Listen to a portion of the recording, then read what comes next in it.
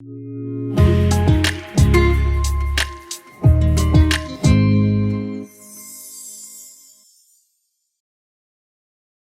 remarqué ce matin que dans chacune de ces histoires, c'était assez clair que le héros de l'histoire de nos baptisés, c'est Jésus. Jésus qui a changé leur vie. Ils ont parlé de eux avant, puis eux après avoir fait la rencontre avec Jésus, après que Jésus a transformé leur vie. On a eu le témoignage de ce matin de ces gens qui ont décidé de suivre Jésus. Maintenant, ce qu'ils ont déclaré ce matin, ce qu'ils ont témoigné, c'est qu'ils veulent marcher avec lui. Ils veulent vivre pour Jésus. Et comme ça a été mentionné plus tôt, on a terminé hier notre 21 jours de Libération 21, 21 jours de prière et de jeûne où en Église, on veut prier Dieu. On veut faire cette prière que Dieu puisse venir faire un réveil dans nos vies, qu'il puisse venir vraiment faire un travail dans nos vies, dans notre Église, dans notre monde, dans notre ville. Et quand on regarde ces témoignages, ces baptêmes qu'on célèbre ensemble, eh bien, on célèbre l'œuvre de Jésus, qui répond à ces prières, qui fait un travail, qui fait un réveil dans nos vies, dans notre Église. Ces baptêmes sont un témoignage que Jésus continue d'agir, que Jésus triomphe. La thématique de notre Libération 21 cette année, c'était « Que ton règne vienne ». On reconnaît que Jésus est le roi qui triomphe. Le triomphe de notre roi sur le plus grand ennemi de l'humanité, c'est-à-dire le péché et ultimement la mort. Et j'aimerais qu'on puisse lire un passage dans la Bible ce matin ensemble. Si vous avez votre Bible, vous pouvez tourner avec moi dans Romains au chapitre 6. Sinon, vous pouvez simplement écouter. C'est bien correct. Je vais lire quelques versets dans Romains au chapitre 6, en commençant par le verset 1. Que dirons-nous donc? Allons-nous persister dans le péché afin que la grâce se multiplie? Certainement pas. Nous qui sommes morts pour le péché, comment pourrions-nous encore vivre dans le péché? Ignorez-vous que nous tous qui avons été baptisés en Jésus-Christ, c'est en sa mort que nous avons été baptisés? Par le baptême en sa mort, nous avons donc été ensevelis avec lui, afin que comme Christ est ressuscité par la gloire du Père, de même nous aussi, nous menions une vie nouvelle. En effet, si nous avons été unis à lui par une mort semblable à la sienne, nous le serons aussi par une résurrection semblable à la sienne. Nous savons que notre vieil homme a été crucifié avec lui, afin que le corps du péché soit réduit à l'impuissance, et qu'ainsi nous ne soyons plus esclaves du péché. En effet, celui qui est mort est libéré du péché. Or, si nous sommes morts avec Christ, nous croyons que nous vivrons aussi avec lui. Car nous savons que Christ ressuscité ne meurt plus. La mort n'a plus de pouvoir sur lui. Christ est mort et c'est pour le péché qu'il est mort une fois pour toutes. Maintenant qu'il est vivant, c'est pour Dieu qu'il vit. De la même manière, vous aussi, considérez-vous comme morts pour le péché et comme vivants pour Dieu en Jésus-Christ. Que le péché ne règne donc plus dans votre corps mortel pour vous soumettre à lui par ses désirs. Ne mettez plus vos membres au service du péché comme des instruments de l'injustice, mais au contraire, livrez-vous vous-même à Dieu comme des morts revenus à la vie et mettez vos membres à son service comme des instruments de la justice. En effet, le péché n'aura pas de pouvoir sur vous puisque vous n'êtes plus sous la loi, mais sous la grâce. Ce passage est un passage qui témoigne et qui nous rappelle que quand on donne notre vie à Jésus, comme l'ont témoigné les baptisés ce matin, on est unis à Jésus. Unis à Jésus par sa mort et par sa résurrection, par sa vie.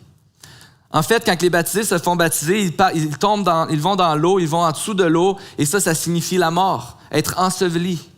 Et quand on les remet hors de l'eau, parce qu'ils ne peuvent pas rester là trop longtemps, eh bien, parce qu'on ne veut pas tester leur éternité tout de suite, tu sais, c'est comme... Ils meurent, et là, quand ils reviennent à la vie. C'est ce symbole de notre union avec Jésus par sa mort et par sa résurrection. Et la question qu'on peut se poser, eh bien, c'est qu'est-ce que sa mort et sa résurrection produit? Parce que si on reconnaît que sa mort et sa résurrection ont un effet, eh bien, elle peut avoir un effet dans nos vies. On veut connaître cet effet. Qu'est-ce que la mort et la résurrection de Jésus produit pour nous? Juste avant le chapitre 6, au chapitre 5, Paul a dit « Ainsi de même que le péché a régné par la mort, de même la grâce règne par la justice pour la vie éternelle par Jésus-Christ, notre Seigneur. » Paul, l'auteur de ce chapitre, de ce livre, nous parle de l'impact du péché dans le monde, que le péché a tout détruit, que le péché nous a éloignés de Dieu. Et en fait, c'est ça, le péché, c'est qu'on s'est séparé de Dieu. C'est cette décision de l'être humain de ne pas vouloir se soumettre à Dieu, de ne pas vouloir croire ce que Dieu dit et faire à notre tête, faire ce que nous, on veut faire et poursuivre nos propres désirs. Et la Bible parle du péché, de cette séparation avec Dieu, comme étant le problème numéro 1 de toute l'humanité, le problème numéro 1 dans nos cœurs, le manque d'espoir, l'insatisfaction, les colères, tout ce qui se passe dans nos vies. Mais ici, l'argument de Paul, c'est qu'il y a peut-être beaucoup de péchés, mais quand Jésus est venu sur la croix, quand Jésus est mort et qu'il a été ressuscité, il y a eu encore plus de grâce. La grâce, c'est-à-dire encore plus de possibilités d'être pardonné par Dieu, pardonné de nos péchés pour qu'on puisse vivre notre vie à nouveau avec lui, pour qu'on puisse être réconcilié avec le Dieu qu'on a rejeté. La grâce, c'est Dieu qui nous donne pas ce qu'on mérite. Parce que la Bible nous dit que le salaire du péché, ce que vous méritez, c'est la mort. La mort éternelle, la trajectoire du péché, c'est la mort. Et quand on a rejeté Dieu, il n'y a aucune possibilité de revenir à Dieu et de pouvoir vivre avec Dieu pour l'éternité, à moins que quelqu'un paye cette conséquence à ma place. Et c'est exactement ce que Jésus est venu faire. Il a payé cette conséquence à notre place. Le passage qu'on a lu dans Romains parle 11 fois du péché. Mais pour nous dire que à cause de la mort de Jésus à la croix, le péché a perdu tout son pouvoir. Le péché n'a plus de pouvoir. C'est-à-dire que peut-être que ce qu'on a entendu ce matin, des témoignages, on a entendu des temps difficiles dans la vie de nos baptisés. On a tous vécu des temps difficiles dans nos vies. Et quand on entend le péché n'a plus de pouvoir, même peut-être que ça fait 20 ans que tu es chrétien, peut-être que 20 ans tu as passé par les eaux du baptême, puis tu as encore de la difficulté à croire cette vérité-là, que le péché perd son pouvoir. Peut-être que tu es ici pour la première fois ce matin et que tu entends ce message. Peut-être que tu dis, en fait, le fait de ne pas suivre Dieu, c'est la liberté. Mais vous savez, le péché, c'est exactement le contraire de la liberté. Et c'est ce que l'apôtre dit ici, celui qui a écrit ce passage, le péché nous rend esclaves du péché. Peut-être qu'on pense qu'on est libre de choisir qui on est, ce qu'on veut faire, ce qu'on veut poursuivre. On est libre de choisir comment on va poursuivre le bonheur, comment on va poursuivre la liberté. Mais une chose qui va toujours se passer pour chacun des êtres humains, une expérience commune qu'on va vivre, c'est que tout ça va jamais être assez. Tout ça va jamais être suffisant. On va toujours en vouloir plus. On va penser qu'on a figuré notre affaire, puis tout d'un coup, c'est pas assez. J'ai entendu ce témoignage il y a quelques années de ce joueur de soccer qui rêvait à la gloire, qui rêvait de jouer dans les plus grandes ligues, qui rêvait de faire de l'argent, qui rêvait d'avoir plein d'amis, de la popularité, de pouvoir avoir les femmes qu'il voulait, l'argent qu'il voulait. Et il témoigne que le soir où il a gagné le championnat, il a été nommé le joueur du match. Tout le monde l'attendait dans toutes les fêtes. Il avait le contrat de rêve. Il avait sa médaille ou son trophée. Ce soir-là, il était assis dans sa chambre d'hôtel. Il était au bout de son rêve. Il était arrivé au top. Et ce soir-là, il a dit, c'est pas assez. Je suis pas heureux. Je suis pas bien. C'est pas ça le bonheur. Qu'est-ce que je fais?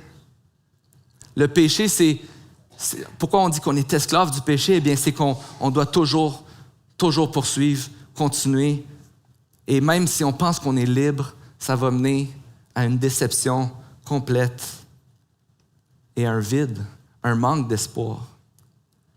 Mais ce que Jésus est en train de nous dire, c'est « Je suis venu mourir sur une croix, sur cette croix, et le péché n'a plus de pouvoir. Le péché a perdu son pouvoir. J'ai gagné. Et si on célèbre Jésus comme notre roi, comme le roi ultime tout-puissant, eh bien, c'est parce qu'il a vaincu le plus grand ennemi. Non seulement notre vie, elle est unie avec Jésus dans sa mort, on est allé sous l'eau, dans sa mort, mais aussi dans sa vie, dans sa résurrection. Jésus a vaincu la mort.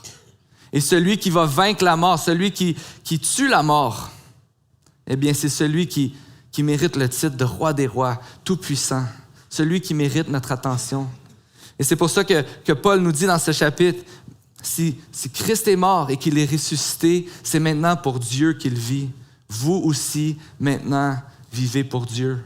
Vous avez la puissance, le pouvoir, la capacité de vivre pour Dieu à cause de ce que Jésus a fait. Tout ce que vous avez besoin de faire, c'est de reconnaître, comme nos baptisés ont fait ce matin, reconnaître qu'ils sont perdus sans Dieu, reconnaître qu'on est perdu sans Dieu, qu'on est pécheur, et reconnaître que Jésus est mort pour notre péché. Et pour chacun d'entre nous, que ce soit la première fois qu'on entend ce message-là ou que ça fait 20 ans qu'on entend ce message-là, on a besoin de se rappeler que je ne suis pas, quand je mets ma foi en Jésus, quand je mets ma foi dans ce Jésus qui est mort et qui est ressuscité, je ne suis pas mes mauvaises décisions, je ne suis pas les péchés que je fais, je ne suis pas mon manque de constance. Non, je suis un enfant de Dieu qui est uni avec Jésus par sa mort et par sa vie. Et j'ai le pouvoir de résister à la tentation, de résister au péché dans ma vie. J'ai le pouvoir de dire non. De dire non quand je me mets en colère puis que ça bouillonne en dedans de moi puis j'ai le goût de babouner ou de m'enrager envers quelqu'un. J'ai le pouvoir de dire non. Je ne suis pas esclave de cette colère-là. Je suis libre à cause de ce que Jésus a fait pour moi. J'ai le pouvoir quand je regarde la vie des autres ou quand je regarde sur les réseaux sociaux puis que je commence à envier ce que les autres ont puis ce que j'ai pas. J'ai le pouvoir de dire non. J'ai plus que ça. J'ai le Seigneur Jésus qui a donné sa vie pour moi, puis je suis un enfant de Dieu, un fils, une fille du roi. On a le pouvoir de résister à la tentation parce que Jésus a rendu le péché sans force à la croix. Et ce matin, je vais inviter l'équipe de louange à se joindre à moi.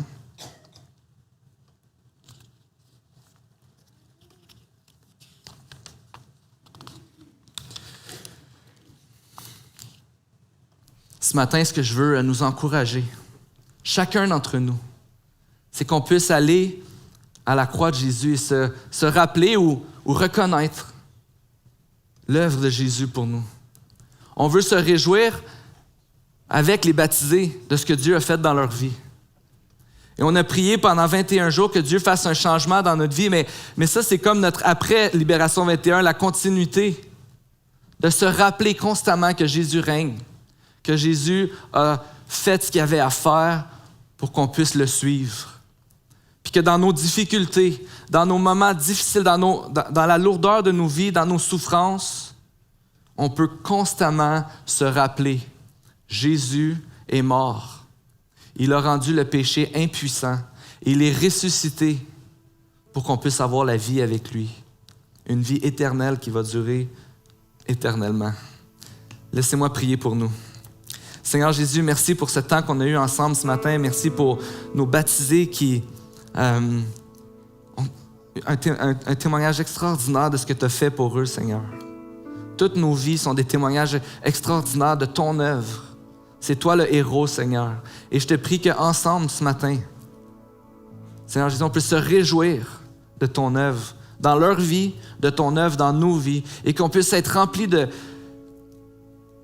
satisfaction, de courage, d'assurance que ton œuvre à la croix est suffisante, que tu as mis à mort le péché et qu'on puisse, Seigneur, résister et te suivre avec joie, être des instruments de ta justice, qu'on puisse aimer notre prochain, prendre soin des autres, le faire avec joie, avec amour. Merci Jésus. C'est dans ton nom qu'on te prie. Amen.